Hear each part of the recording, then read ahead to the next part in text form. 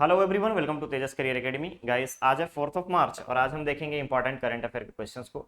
लेकिन आगे बढ़ने से पहले मैं आप सभी को बताना चाहूंगा कि अगर आपने अभी तक चैनल को सब्सक्राइब नहीं किया है तो चैनल को सब्सक्राइब करें और वीडियो को लाइक शेयर जरूर करें। साथ ही साथ गाइस, यहाँ पर अगर आप सभी के लिए एक इंपॉर्टेंट अनाउंसमेंट के बारे में अगर हम बात करें आपसे तो ध्यान रखिएगा। यहाँ पर अनाउंसमेंट के बारे में अगर हम आपसे बात करें तो आप सभी के लिए ऑफलाइन मोड में क्लासेस स्टार्ट हो चुकी हैं, सीजीपीएससी प्री और मेंस दोनों के लिए। साथ ही साथ one day exam like SSC, CG Vyapam और अपकमिंग स्पेशल हमने एडीओ का एक बैच बनाया है। बहुत सारे बच्चों ने उसमें इनरोल कर लिया है। एडीओ में हम लोग देखेंगे और ये चीज़ मैं यूट्यूब पर भी लेकर के आऊँगा। बट अगर आप लोग इंटरेस्टेड हैं ऑफलाइन क्लासेस के लिए तो आप इस नंबर पर कॉल करके आपको जो विजिबल है इंफॉर्मेशन ले सकते हैं। ओके, तो चलिए शुरुआत करते हैं आज के सेशन का। पहला क्वेश्चन यहां पर देखेंगे। पहला क्वेश्चन रखा गया है नेशनल यूथ पार्लियामेंट फेस्टिवल 2023 के लिए। ध्यान से देखिएगा, नेशनल यूथ पार्लियामेंट फेस्टिवल 2023 में राज्य की किस महिला को तीसरा स्थान प्राप्त हुआ है। ध्यान रखेंगे कहाँ आयोजन हुआ, तो इसका आयोजन कहाँ था, पार्लियामेंट दैट इज नई दिल्ली। ठीक है, राज्य से कितने लोगों ने भाग लिया था, तो याद रखना है आपको, रायपुर से माहिरा खान, रायपुर से माहिरा खान। ठीक है, माहिरा खान। इसके अलावा अगर हम बात करें तो दुर्ग से, ध्यान रखिएगा, दुर्ग से अगर हम आपसे बात करें तो एक दृष्टि सिंह, ध्यान रखेंगे आप, दृष्टि सिंह और परिधि शर्मा। ठीक है, दृष्टि सिंह और परिधि शर्मा। ठीक है, ये टोटल 3 लोग गए थे, यूथ फेस्टिवल के लिए दिल्ली। ठीक है, छत्तीसगढ़ से। इन सभी में माहिरा खान को, याद रखेंगे आप, माहिरा खान को 3rd रैंक यानी तीसरा स्थान मिला है यूथ पार्लियामेंट में। ठीक है, क्लियर रहेगा। थीम क्या था, सब्जेक्ट क्या था, तो आइडिया फॉर बेटर टुमारो। ध्यान रखिएगा, idea for better tomorrow, India for the world. ध्यान रखेंगे आप, idea for better tomorrow, India for the world, ये थीम रखा गया था। और इस सब्जेक्ट पे माहिरा खान ने, ध्यान रखेंगे आप, छत्तीसगढ़ की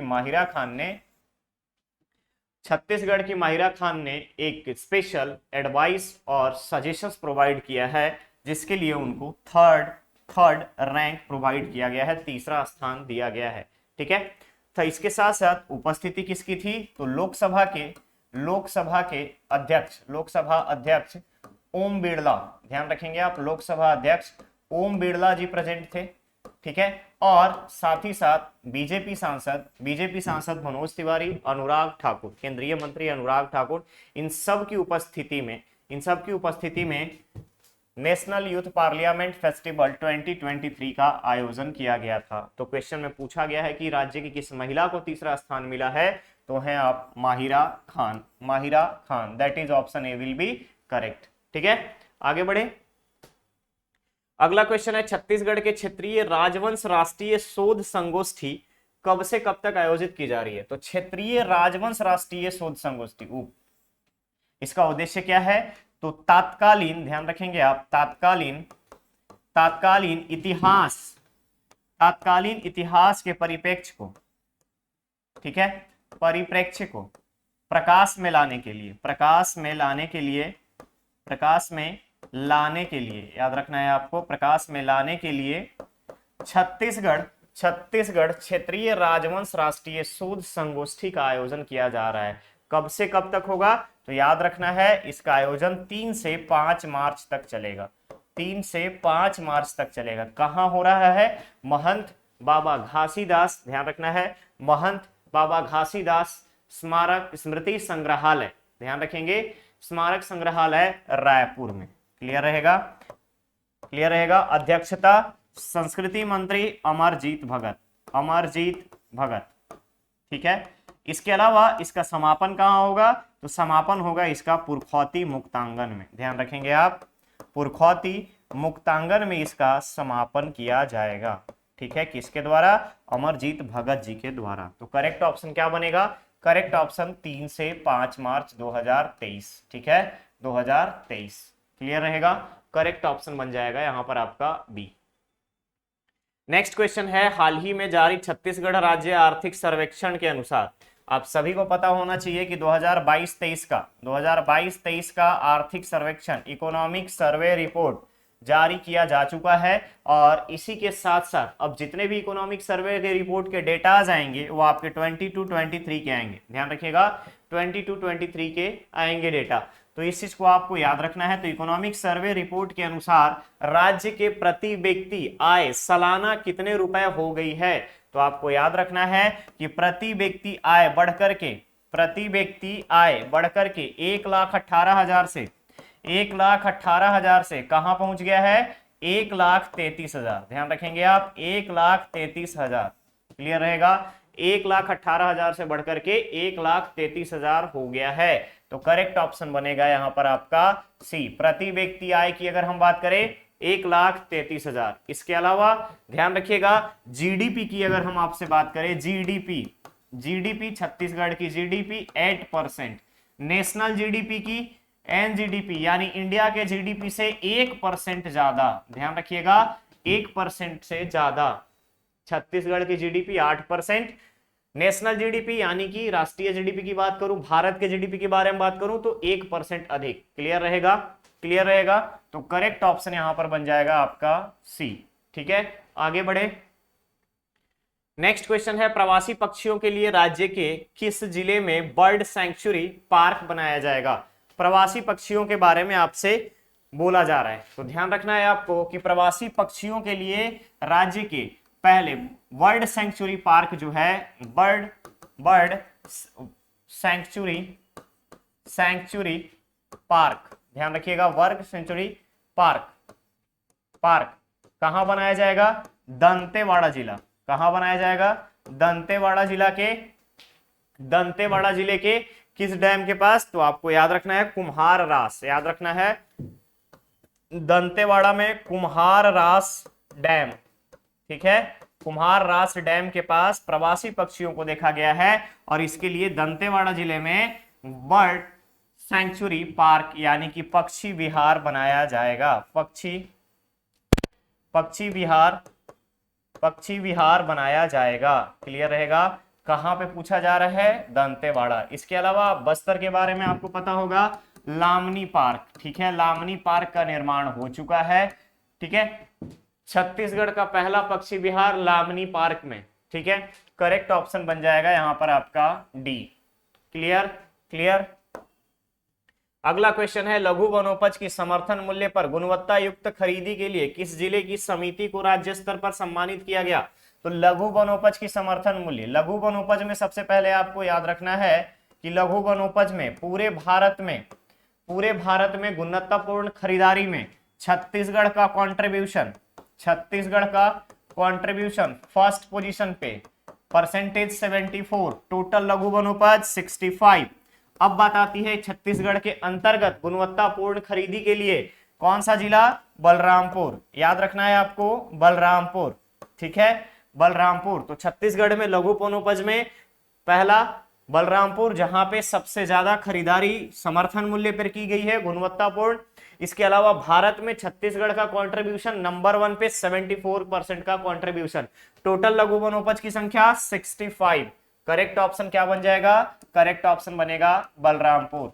ठीक है, चलिए अगला क्वेश्चन है भैंसा लोटन नृत्य राज्य के किस समुदाय से संबंधित है।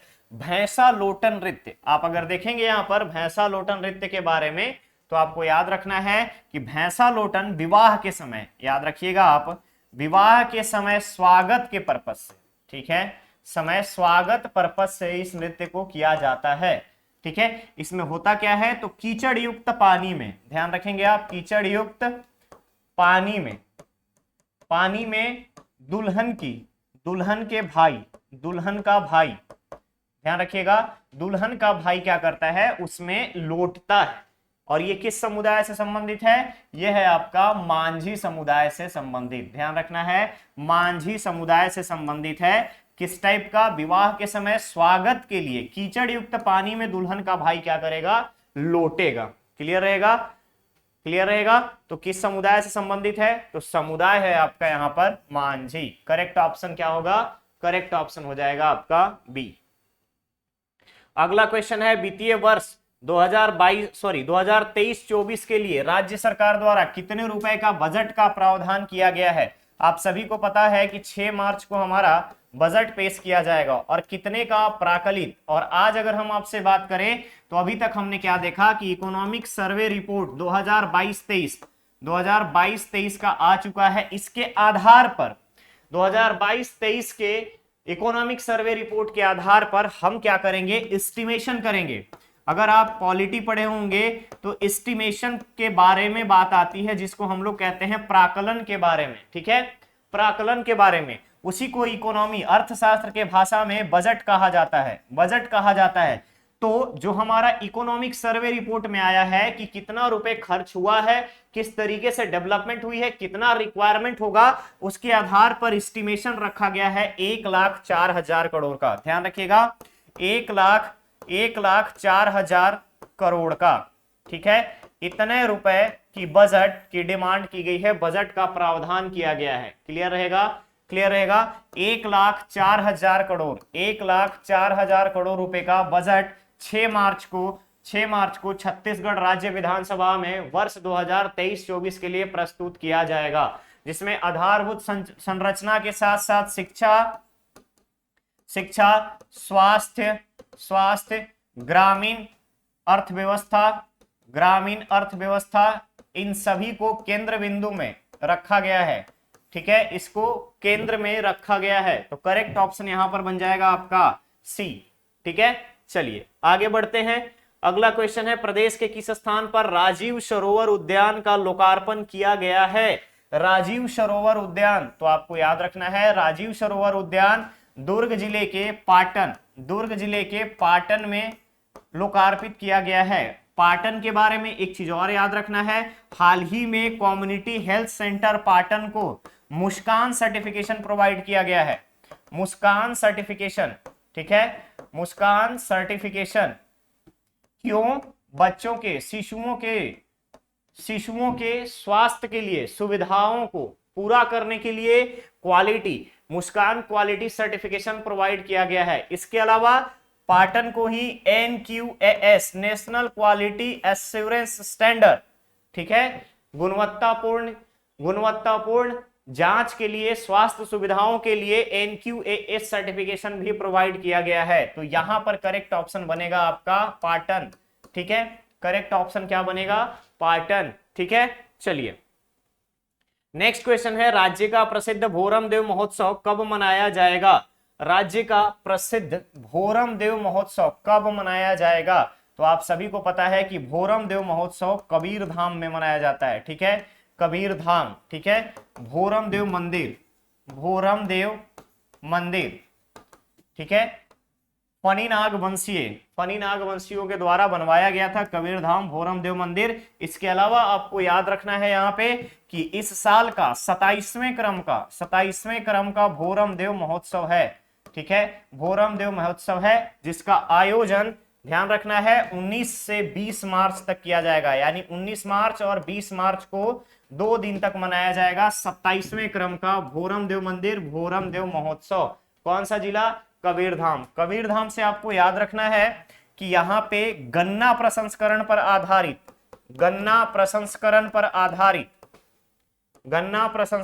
आधारित एथेनॉल प्लांट लगाया गया है। एथेनॉल प्लांट लगाया गया है। क्लियर रहेगा, एथेनॉल प्लांट लगाया गया है गन्ना प्रसंस्करण पर आधारित। करेक्ट ऑप्शन क्या बन जाएगा? करेक्ट ऑप्शन बन जाएगा यहां पर ए। क्लियर है, चलिए अगला क्वेश्चन है, अमरनाथ मरगे। ध्यान रखेंगे आप, अमरनाथ मरगे मतलब छत्तीसगढ़ी में अगर हम बात करें तो उसका मतलब होता है अमरनाथ मर गया। पुस्तक राज्य के किस प्रसिद्ध साहित्यकार की हास्य रचना है? अब हास्य रचना क्यों? क्योंकि नाम क्या है यहाँ पे? अमरनाथ। ध्यान रखेंगे, अमरनाथ, ठीक है, और कंडीशन क्या हो रही है? उनका मरना। तो नाम है अमरनाथ और इनका काम हो रहा है यहाँ मरने का, तो इसीलिए इसको हास्य रचना में रखा गया है। और अमरनाथ मरगे छत्तीसगढ़ के प्रसिद्ध हास्य कलाकार और हास्य उपन्यासकार रामेश्वर वैष्णव जी की कृति है। ठीक है, रामेश्वर वैष्णव जी की कृति है। इसके अलावा याद रखना है आपको सुमन लाल ध्रुव के बारे में, ठीक है। गांव ला सिरजाबो, गांव ला सिरजाबो पुस्तक, गांव ला सिरजाबो पुस्तक, गांव ला सिरजाबो पुस्तक किसका है, किसका है, सुमन लाल ध्रुव जी का। तो करेक्ट ऑप्शन यहां पे किसका होगा, रामेश्वर वैष्णव। कौन सी बुक, अमरनाथ मर गए, किस तरीके की रचना, हास्य रचना, ठीक है। क्लियर रहेगा, करेक्ट ऑप्शन बनेगा यहां पर आपका बी, ध्यान रखेंगे करेक्ट ऑप्शन बनेगा यहां पर आपका बी, दैट इज रामेश्वर वैष्णव, ठीक है। आगे बढ़े, चलिए अब बारी आपके स्टूडेंट धर्मा की। आज के सेशन में सिर्फ इतने ही क्वेश्चन स्टूडेंट धर्मा के क्वेश्चन में। पहला क्वेश्चन यहां पर देखेंगे आप, नेशनल बैडमिंटन चैंपियनशिप का महिला एकल खिताब हाल ही में किसे दिया गया है। ध्यान से देखेंगे आप, नेशनल बैडमिंटन चैंपियनशिप का महिला एकल खिताब हाल ही में किसे दिया गया है। साइना नेहवाल, अनुपमा उपाध्याय, सानिया मिर्जा, आकर्षि कश्यप। इन सभी का आपको एक करेक्ट आंसर सेलेक्ट करके आपको कमेंट बॉक्स में कमेंट करके बताना है। आज के सेशन में बस इतना ही। लास्ट लेक्चर में हमने आपसे पूछा था कि भारत के किस राज्य में मंदिरों में धार्मिक अनुष्ठान के लिए और कर्तव्यों के लिए रोबोट हाथी का प्रयोग किया जा रहा है। तो करेक्ट आंसर होगा केरल, ध्यान रखेंगे आप, केरल।